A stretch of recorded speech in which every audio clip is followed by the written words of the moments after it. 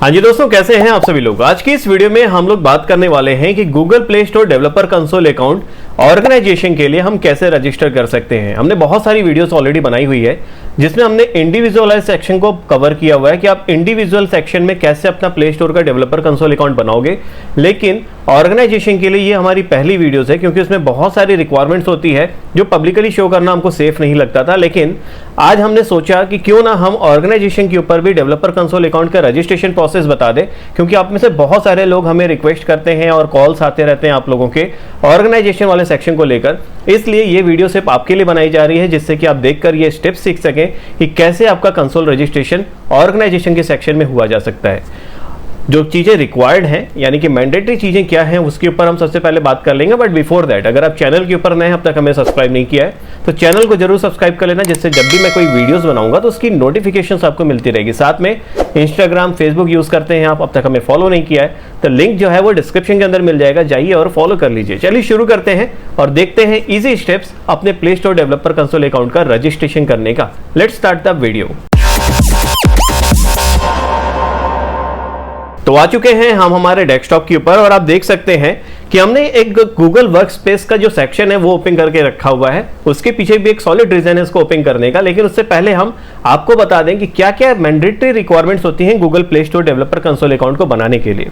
सबसे पहले आपको एक गूगल के ऊपर टाइप कर लेना है Google Play Store developer console, और जो पहला वाला सेक्शन आएगा ना उसको ओपन कर लीजिएगा और यहां पर गो टू प्ले कंसोल का ऑप्शन दिखेगा।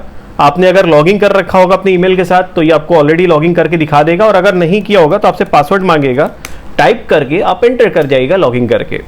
तो जब पहला सेक्शन आएगा ना आपका वो सेम होता है, आइदर आप ऑर्गेनाइजेशन के रूप में अपना रजिस्ट्रेशन करा रहे हो या फिर आप इंडिविजुअल्स के लिए कर रहे हो। ये पहला वाला जो पेज है ना वो सभी के लिए सेम होता है। अब यहां पर आपने देखा होगा आपसे दो ऑप्शन पूछता है, योर सेल्फ और ऑर्गेनाइजेशन। तो आज वाले सेक्शन में हम यहां पर ऑर्गेनाइजेशन वाला ऑप्शन जो है वो चूज करेंगे। ऑर्गेनाइजेशन में भी कई सारे ऑप्शंस देता है, जैसे कि अ कंपनी ऑफ बिजनेस, दूसरा है अ नॉन प्रॉफिट यानी कि एनजीओ वाला सेक्शन, तीसरा है अ गवर्नमेंट ऑर्गेनाइजेशन, अगर आप गवर्नमेंट अथॉरिटी से कोई काम करते हैं तो ऑलरेडी आप कर ही लोगे उसके लिए। साथ में अगर आप एजुकेशनल इंस्टीट्यूशंस रन करते हैं और आपके पास रजिस्टर्ड डॉक्यूमेंट्स हैं आपके इंस्टीट्यूशन का, तो आप यहां पर भी अप्लाई कर सकते हैं। जैसे आप यूनिवर्सिटीज हो गए, कोई बड़े कॉलेज सेंटर्स हो गए, कोचिंग सेंटर्स आप बहुत बड़े लेवल पे हैं तो आप यहां पर उसका भी काम कर सकते हैं। तो सबसे पहले हम कंपनी और बिजनेस वाले सेक्शन को ओपन करेंगे और गेट स्टार्ट के ऊपर क्लिक कर देंगे ताकि हमें मैंडेटरी रिक्वायरमेंट्स की जो रिक्वायरमेंट है वो पता चल जाए। अब देखिए यहां पर हमारे पास सबसे पहला जो मैंडेटरी रिक्वायरमेंट्स है ना वो आपके पास डंस नंबर होना चाहिए, यानी कि DONS नंबर, जो कि ऑर्गेनाइजेशन के नाम पर इश्यू किया जाता है ब्रेडशीट के ऊपर। आपके पास अगर वो नंबर्स नहीं है ना तो फिर आप यहां पर आप रजिस्ट्रेशन नहीं करा सकते। जो सबसे पहला जो रिक्वायरमेंट है वो डंस नंबर है, और आपने इस वीडियो को चूज किया है तो मैं ये मानकर चल रहा हूं कि आप ऑर्गेनाइजेशन कोड यानी कि आपका डंस नंबर ऑलरेडी आपके पास होगा, तभी आप इस प्रोसेस को करने की सोच रहे होंगे।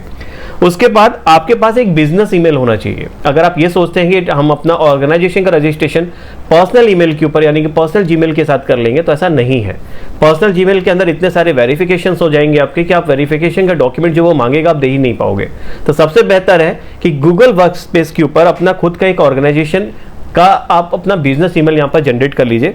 इसीलिए मैंने जो पहला पेज था वो गूगल वर्कस्पेस का ओपन कर रखा था, जहां पर 136 रुपए से 98 रुपए तक में बहुत सारे ऑफर्स मिलते रहते हैं समय समय पर, मंथली कॉस्ट। आप यहां पर एक बिजनेस अपना ईमेल बना सकते हैं, जैसे मैंने support@ मेरा डोमेन अपना यूज करके बना लिया, यहां पर आप भी वैसे बना सकते हैं। उसके बाद सेम स्टेप्स को फॉलो कीजिएगा और उसके बाद कंटिन्यू के ऊपर हमें क्लिक कर देना है। वही सेम फीस जो $25 की लगती थी वही यहाँ पर आपको पे करना है, जो कि इंटरनेशनल कार्ड्स के साथ ही आप कर सकते हैं, मास्टर या फिर वीजा या फिर अमेरिकन एक्सप्रेस का कार्ड आप यूज कर सकते हैं, बशर्ते कि उस बैंक के अंदर इंटरनेशनल बैंकिंग का जो ऑप्शन होता है वो ऑन रहे, नहीं तो आपका नहीं हो पाएगा। कई बार आप लोग कॉन्टैक्ट करते हैं जिसमें रुपए कार्ड बताते हैं, या फिर आपके पास वीजा और मास्टर कार्ड तो है लेकिन उस बैंक के ऊपर आपका इंटरनेशनल कार्ड एनेबल नहीं है, यानी कि वो गवर्नमेंट बैंक से आपका ऑथेंटिकेटेड आपका जो कार्ड्स है वो है। तो वैसे में आप अपने बैंक से बात करके उस कार्ड का इंटरनेशनल पेमेंट को ऑन करा लीजिएगा ताकि आपका जो पेमेंट है वो सक्सेसफुल यहाँ पर हो जाए। अब यहाँ पर हमें देना है हमारे डेवलपर का नेम। अब हम अपने कंपनी का जो नेम है ना वो यहाँ पर डेवलपर नेम में लिख लेंगे। उसके ऊपर नेक्स्ट के ऊपर हम क्लिक कर लेंगे। लिंक अप पेमेंट प्रोफाइल, वही सेम हमारा जो पेमेंट प्रोफाइल वाला ऑप्शन मांगता था वही यहाँ पर मांगेगा। तो जिसका भी कार्ड आप यूज करने जा रहे हैं उसका आपको प्रोफाइल जो भी ईमेल है वो यहाँ पर जो बैंक की डिटेल्स है वो टाइप कर देनी है। तो क्रिएट और सेलेक्ट पेमेंट प्रोफाइल के ऊपर हम यहाँ पर क्लिक कर लेंगे। क्रिएट प्रोफाइल के ऊपर क्लिक करेंगे और यहाँ पर आपसे सबसे पहले जो मांग रहा है वो है डंस नंबर, यानी कि डीओएनएस नंबर जो आपसे मांगा था, मैंने जो बताया था वो यहाँ पर आपको एंटर कर देना है। डंस नंबर को एंटर करने के बाद और उसकी वेरिफिकेशन को कंप्लीट करने के बाद कुछ ऐसा पेज आपको दिखेगा जहां पर यू आर ऑल सेट का एक मैसेज दिख जाएगा। हम यहां पर गॉट इट के ऊपर क्लिक कर देंगे और देख सकते हैं ये हमारा पेमेंट प्रोफाइल यहां पर अब शो करने लगा है हमें। अब हम यहां पर नेक्स्ट ऑप्शन को चूज कर लेंगे। यहां पर हमसे पूछ रहा है सेलेक्ट नंबर ऑफ एम्प्लॉइज। अब हमारे पास नंबर ऑफ एम्प्लॉइज कितने, 1 से 10 हम यहां पर चूज कर लेते हैं। अगर आपके पास इससे ज्यादा है तो आप ज्यादा ऑप्शन को भी यहां पर चूज कर सकते हैं बिना किसी इश्यूज के। अब यहां पर ऑर्गेनाइजेशन का फोन नंबर मांग रहा है तो हम +91 लगाकर हमारा जो कंट्री का अपना नंबर है फोन वो यहां पर एंटर कर देंगे। देन यहां पर ऑर्गेनाइजेशन की वेबसाइट मांग रहा है, हम वेबसाइट भी एंटर कर देंगे। अब हमसे यहाँ पर डेवलपर का अकाउंट नंबर मांग रहा है तो वेरीफाई करने के लिए हम अपना मोबाइल नंबर एंटर करके यहाँ पे वेरिफिकेशन कोड के ऊपर क्लिक कर देंगे तो हमारे नंबर के ऊपर वेरिफिकेशन ओटीपी आ जाएगा, उसको हम यहाँ पे एंटर कर देंगे। जैसे आप उसको कंप्लीट कर लेते हैं उसके बाद आपसे डेवलपर का ईमेल मांगेगा, तो जो आपने अभी जी सूट के ऊपर अपना बनाया था वर्कस्पेस के ऊपर अपना ईमेल एड्रेस वो यहाँ पर एंटर कर देना है हमें। अब अबाउट यू आपसे पूछ रहा है, your Google play Android experience आपसे यहाँ पर एंटर करना है। तो I love Google Play store services, कुछ भी आप यहाँ पे लिख सकते हैं आपका, अगर अदर्स आपका एक्सपीरियंस है तो। यहाँ पर अगर अदर्स गूगल अकाउंट्स के बारे में पूछ रहा है, नो के ऊपर क्लिक करके हम नेक्स्ट कर देंगे। नंबर ऑफ एप्लीकेशन पूछ रहा है, मोर देन 10 हम कर लेंगे और बाकी में वी डोंट नो। और ऐप कैटेगरीज पूछ रहा है, ये भी नन ऑफ द अबव के ऊपर क्लिक करके हम नेक्स्ट कर देंगे। अब यहाँ पर कॉन्टैक्ट नेम पूछ रहा है तो कॉन्टैक्ट नेम में हम अपना प्रिफर्ड लैंग्वेज इंग्लिश चूज कर लेंगे। कॉन्टैक्ट फोन नंबर सेम वही जो हमने अभी रिपीट किया था वही डाल देंगे। देन नेक्स्ट के ऊपर हम क्लिक कर देंगे। कंफर्म्स करना है सारा आपका ऑथेंटिकेशन। उसके बाद नीचे क्रिएट अकाउंट एंड पे का ऑप्शन आएगा, उस पर हमको क्लिक कर देना है। अब यहां पर हमको अपने कार्ड की जो डिटेल है वो एंटर कर देनी है। कार्ड को सेव करने के बाद अब हमको यहाँ पर पे के ऊपर क्लिक कर देना है, यानी कि बाय के ऊपर क्लिक कर देना है।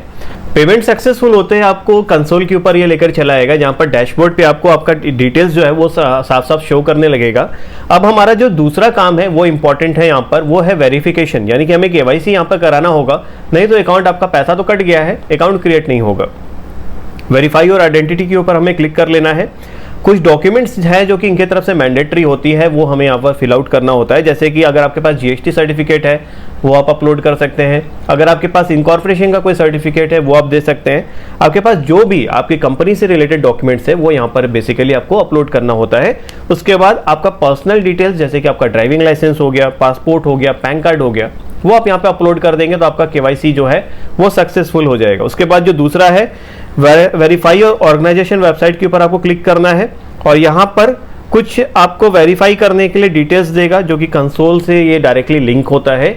उसके बाद आपका यहाँ पर जो वेरिफिकेशन है वो कंप्लीट हो जाता है और आप रेडी टू गो हैं, अपना कंसोल यूज कर सकते हैं बिजनेस पर्पस के लिए। आई विश आपको ये वीडियो समझ में आई होगी और आपका जो डाउट्स होगा वो सारा क्लियर हो गया, क्योंकि हमने बहुत ही डिटेल्स में इसको बनाने का कोशिश किया है। फिर भी अगर कोई रिमेनिंग हो आपके पास डाउट्स तो हमें व्हाट्सअप कर सकते हैं या फिर आप हमको फेसबुक या इंस्टाग्राम के ऊपर डायरेक्टली चैट करके आप हमको अप्रोच कर सकते हैं। फिर मिलेंगे अगले वीडियोस में कुछ नए टेक न्यूज़ के साथ। वीडियो को देखने के लिए धन्यवाद।